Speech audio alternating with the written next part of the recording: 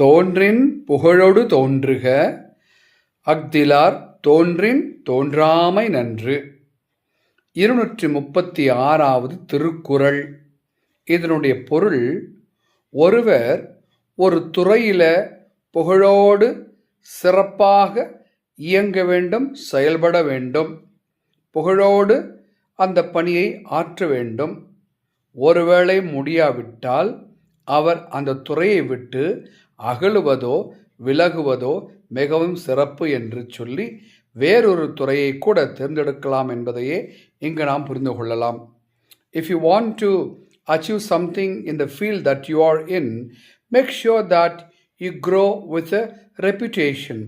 In case if it is impossible or unable to shine out in your particular field, better to shift to some other field, says Tirukkural 236.